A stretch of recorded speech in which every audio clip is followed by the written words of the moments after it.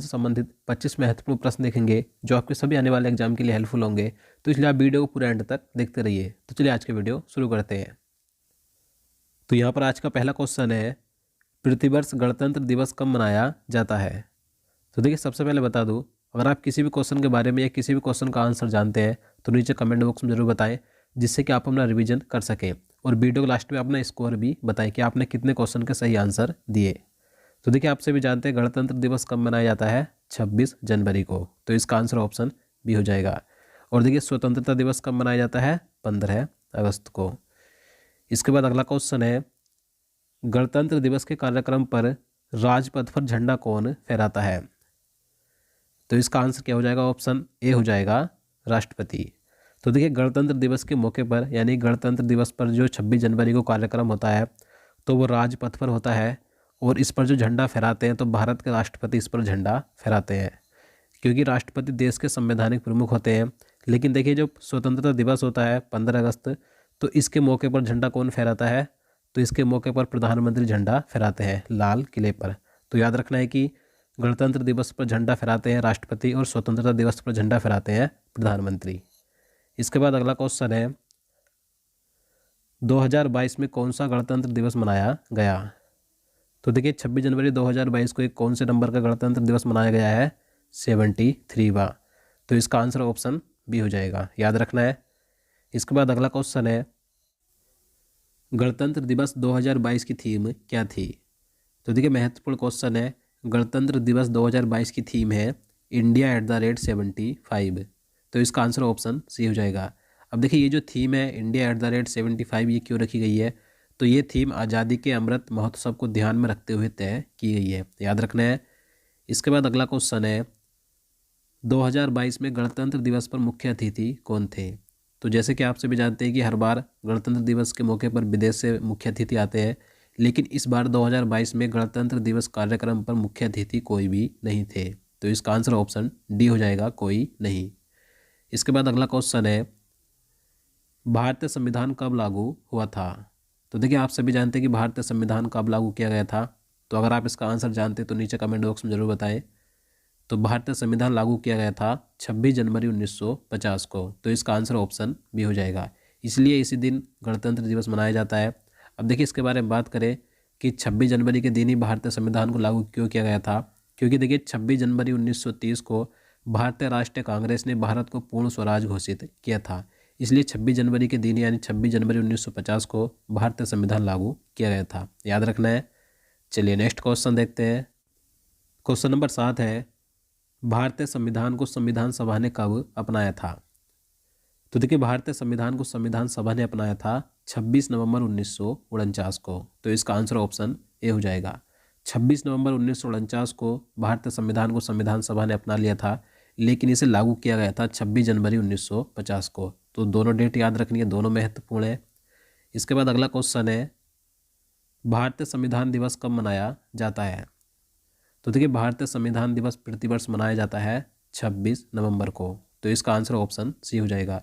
अब 26 नवंबर को क्यों मनाया जाता है, क्योंकि 26 नवंबर 1949 को भारतीय संविधान को संविधान सभा ने अपनाया था। इसके बाद क्वेश्चन नंबर 9 है, भारतीय संविधान का निर्माता किसे माना जाता है। तो देखिए, आप सभी जानते हैं भारतीय संविधान के निर्माता कौन है, तो डॉक्टर भीमराव अंबेडकर जी है। तो इसका आंसर ऑप्शन डी हो जाएगा। इसके बाद अगला क्वेश्चन है, क्वेश्चन नंबर 10 है, भारतीय संविधान का मसौदा तैयार करने के लिए किस समिति का निर्माण किया गया था। तो देखिए, महत्वपूर्ण क्वेश्चन है। भारतीय संविधान का मसौदा तैयार करने के लिए प्रारूप समिति का गठन यानी कि इसका निर्माण किया गया था। तो इसका आंसर ऑप्शन सी हो जाएगा। देखिए, ये जो प्रारूप समिति थी तो इसके अध्यक्ष कौन थे, यानी किसकी अध्यक्षता में ये इसका गठन किया गया था, तो इसके अध्यक्ष थे भीमराव अंबेडकर जी, याद रखना है। इसके बाद क्वेश्चन नंबर 11 है, प्रारूप समिति का गठन कब हुआ था। तो देखिए, प्रारूप समिति का गठन हुआ था 29 अगस्त 1947 को। तो इसका आंसर ऑप्शन बी हो जाएगा। इसके बाद अगला क्वेश्चन है, प्रारूप समिति के अध्यक्ष कौन थे। तो मैंने आपको बता दिया कि प्रारूप समिति के अध्यक्ष कौन थे। तो इसका आंसर क्या हो जाएगा, ऑप्शन डी हो जाएगा, डॉक्टर भीमराव अंबेडकर। ये प्रारूप समिति के अध्यक्ष थे। देखिए, ये जो प्रारूप समिति थी तो इस समिति में कुल 7 सदस्य थे, जिसमें से एक भीमराव अंबेडकर इसके अध्यक्ष थे। इसके बाद अगला क्वेश्चन है, क्वेश्चन नंबर 13 है, भारतीय संविधान की मूल प्रति को किसने अपने हाथों से लिखा था? तो देखिए, आप सभी जानते हैं भारतीय संविधान के निर्माता कौन है, तो भीमराव अंबेडकर जी है।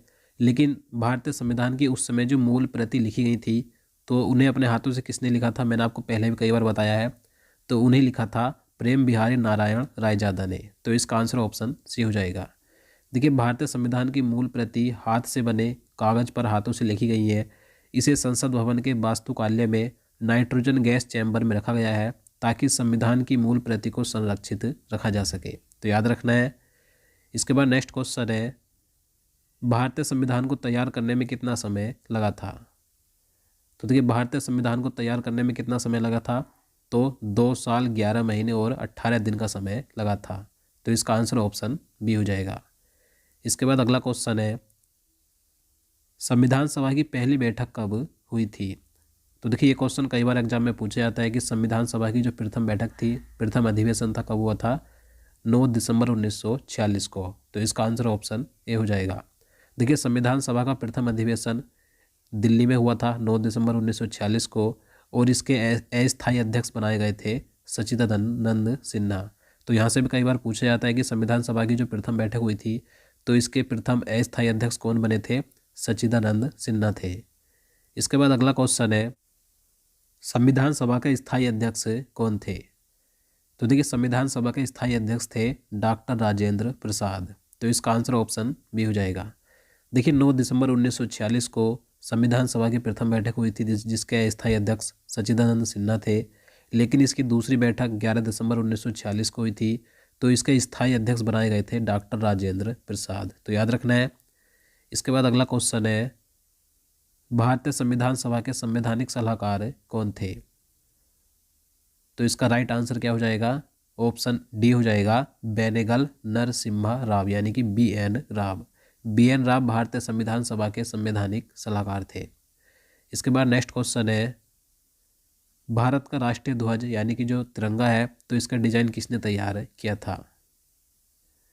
तो देखिए, भारत के राष्ट्रीय ध्वज तिरंगे का डिजाइन तैयार किया था पिंगली वेंकैया ने। तो इसका आंसर ऑप्शन ए हो जाएगा। इसके बाद अगला क्वेश्चन है, भारत के राष्ट्रीय ध्वज को संविधान सभा ने कब अपनाया था?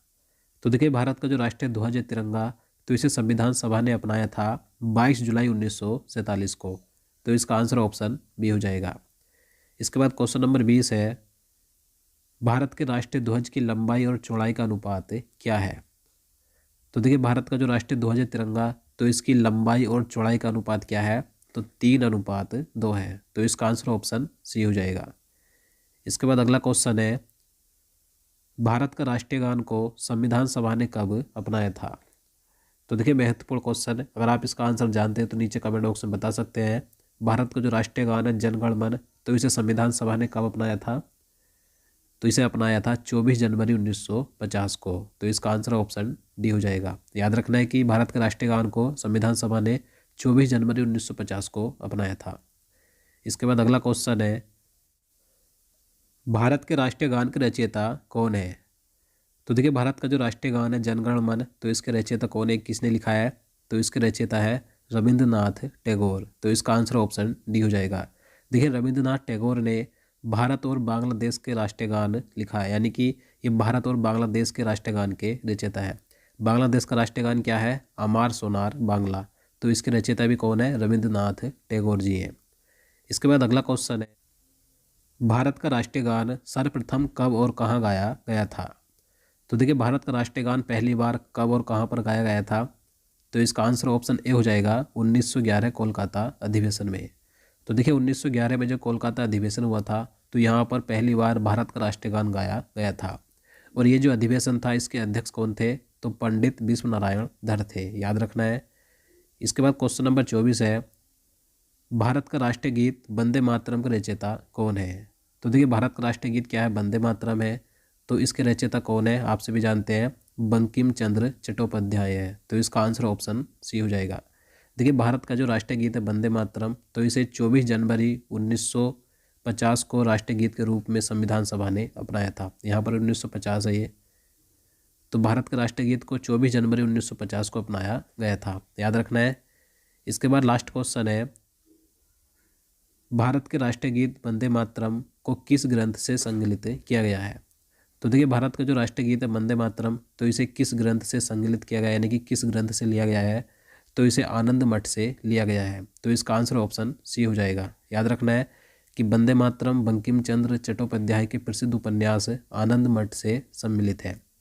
तो दोस्तों आज के लिए इतना ही। उम्मीद करता हूँ आपको वीडियो पसंद आया हो। अगर आपको वीडियो अच्छा लगा हो, आपके लिए हेल्पफुल हो, तो प्लीज़ वीडियो को लाइक और शेयर करना, साथ ही चैनल को भी सब्सक्राइब कर लेना।